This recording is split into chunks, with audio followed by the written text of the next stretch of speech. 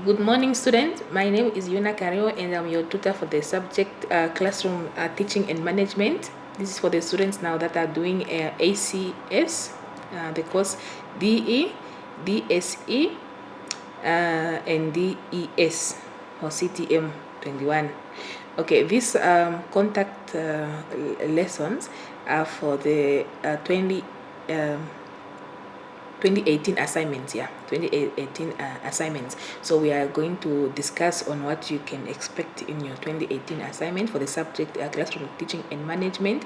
Again, this is for the people that are doing the course ACS, DE, DSE, and DES. All right, let's go on to the assignment. Let's discuss first what we can expect in the paper. Excuse me.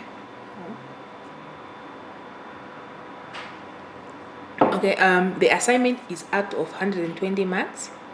It contains 4 questions, and you are expected to answer all questions. All questions will be attempted. We are not choosing any questions, but we are answering all the questions.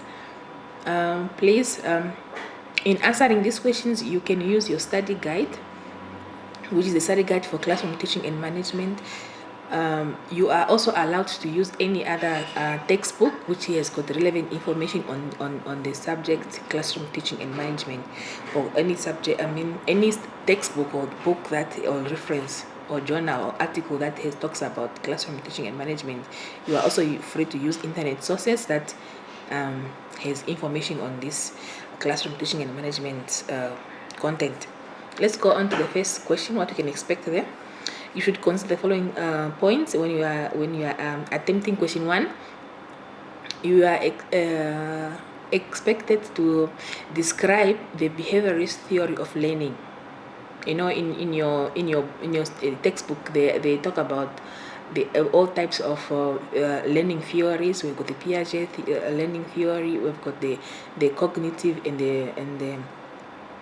In this case, we expect you to discuss the behaviorist theory of learning, and how long you should discuss the theory will depend on the marks allocated. I'm sure you'll be, when you do the assignment, you will see how long you should discuss. Of course, if it says 10 marks, then it can be a page or half a page, but if it's 15 or 20 marks, it can be a longer discussion of about to almost 2 pages discussing what is involved when you talk about the behaviorist theory of learning. And in your discussions, you can always give examples, you can always refer maybe the behaviorist theory of learning to the other theories of learning that is not behaviorist. Okay, now the next question we will talks about the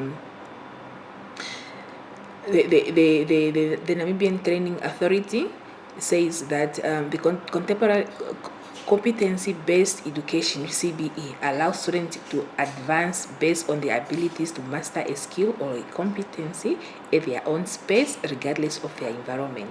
Now, in your discussions, you are supposed to describe some key characteristics of competency-based education. What is characterized by the competency-based education? In brief, what I'm saying here is that you must explain what it is when we talk about competency-based education. What is competency-based education? How is it like when you talk about the characteristics of something? You are describing how that something is. In this case, that something is the competency-based education. So you should give the characteristics of this competency-based education. Okay.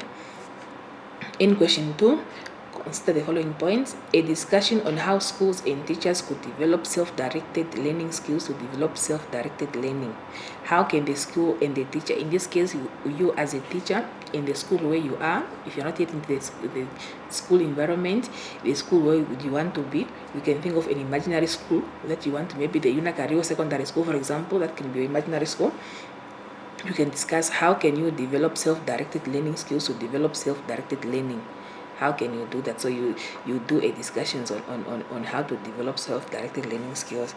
That is your question 2. Is basically that's the only question in question 2, and I'm so sure that it can contain a lot of marks, because the only question in question 2, I think it's about 20 marks for this question. I'm not so sure, but I just think it's 20 marks.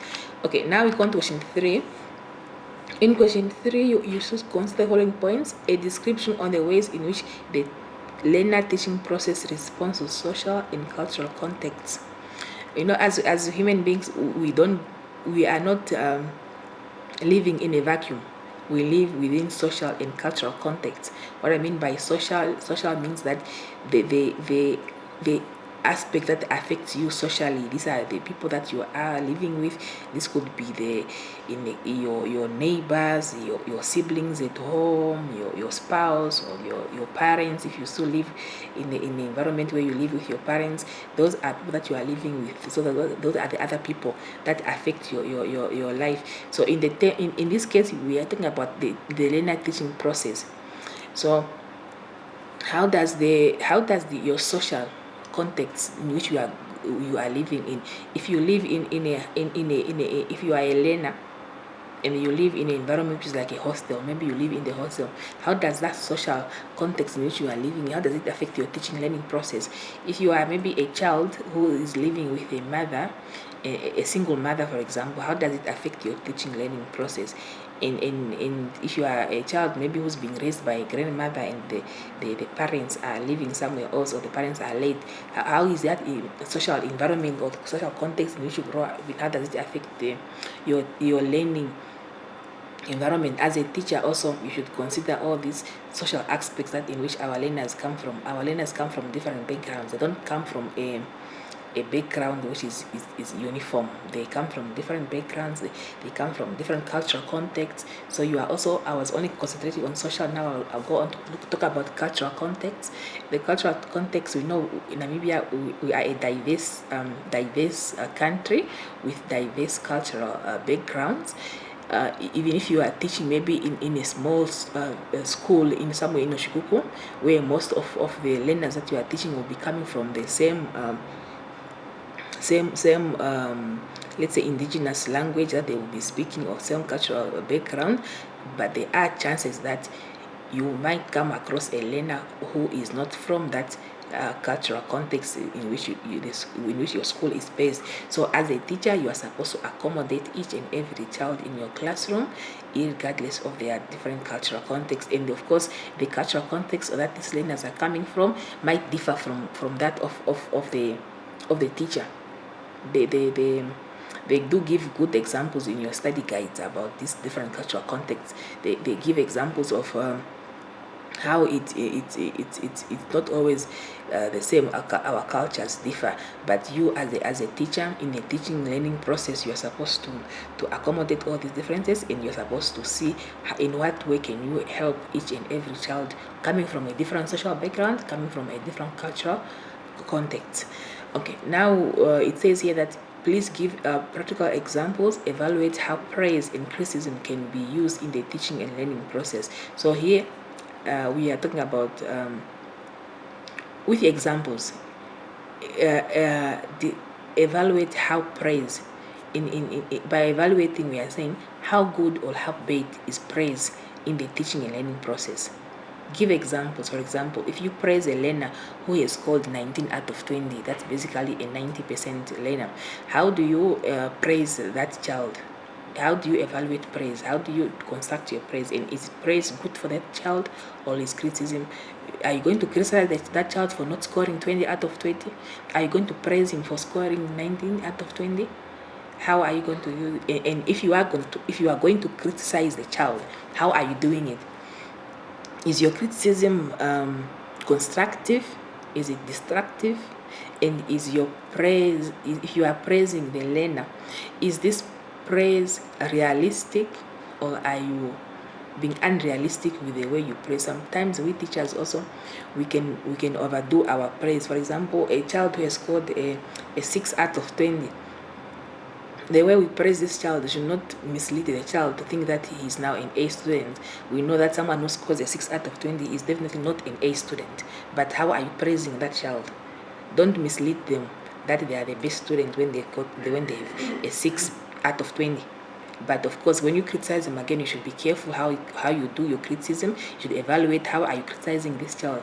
Are you criticizing the child in such a way that you are actually telling him that him or her that they can never ever achieve in life, that they should give up? or are you praising them?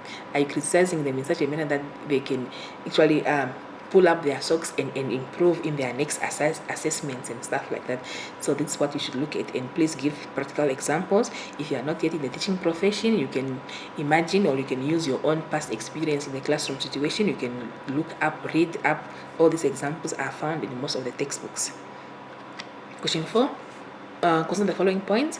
A detailed discussion of the strength and the limitations of cooperative learning. What is cooperative learning? When you start this essay on strength and limitations, before you start discussing the strength and limitations, I want to know what is meant by cooperative learning.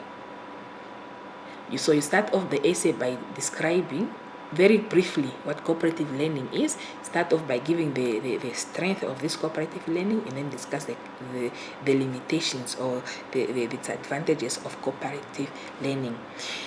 And then the last part of question 4 is a discussion on the role of a teacher as a facilitator of learning.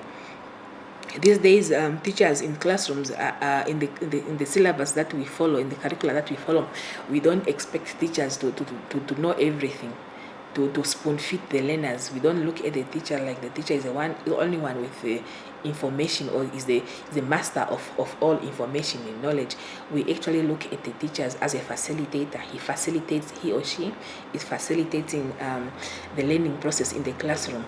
In your classrooms, please, you should actually regard yourself as a facilitator of learning. You are facilitating learning. You are helping learners to learn. You are leading them to learn. You are asking them questions and you are guiding them to find answers to the questions. You are expecting them to explore, to investigate, to question, to ask how, to ask why, and you are assisting them in finding answers to this why and how questions. You are not feeding them with the information, but you are leading them to finding in the answers. That's how teaching should be. As a facilitator of learning, you facilitate learning. You don't you are not the learning, but you are the facilitator of learning. So what is the role of a teacher as a facilitator of learning? So you discuss this role. I just gave an example of what you should do as a teacher, as a facilitator of learning. So what is this role that the teacher has to play as a facilitator of learning? Okay, that is our last question in question 4, and I think it's the last question also for this assignment. Remember, please try to be as brief to your answers as possible. At the end of the day, again, we don't want you, when you are typing these assignments, we don't want to see, sometimes you put so much information which is not relevant to the question. Like, for example, the role of a teacher as a facilitator. In this case, we are not looking at the role of the learner. We are not looking at the role of the school or the management, we just want to talk about the role of a teacher in facilitating learning. So please try to be as specific as possible in your answers. Try to not be too general in your answers, and don't try. The more you are general, the more your assignment becomes vague, and the vague assignment does not really score a lot of marks. Okay, other information to consider. All assignments should be typed. Please, we require you to type all your assignments. Please, we also want you to use the font size of 12, 1.5 spacing in your assignments as you are typing. I know that not everyone has got access to technology and to resources, that you are not always able to type your assignments, but we do recommend that please try to, as much as possible, to type your assignment. If you are going to write your assignment, we expect that you should try to be as neat as possible.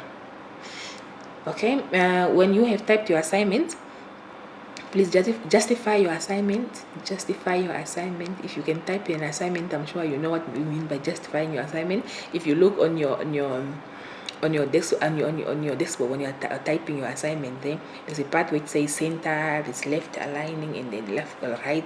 There's a part which says justify. When you justify your assignment, it looks very neat, it looks very professional. Please do that. It also just adds on the presentation of your assignment. Do not just copy and paste all sources that you are going to get. Please try to answer, try to debate on these things, try to give your own voice in the information. Don't give me the voice of what someone said, the author of the book said, but try to tell me cooperative learning. You can give the definition, and then you yourself, you can tell me what do you think are the limitations of cooperative learning. Of course, if you are going to use other people's information, you should acknowledge them.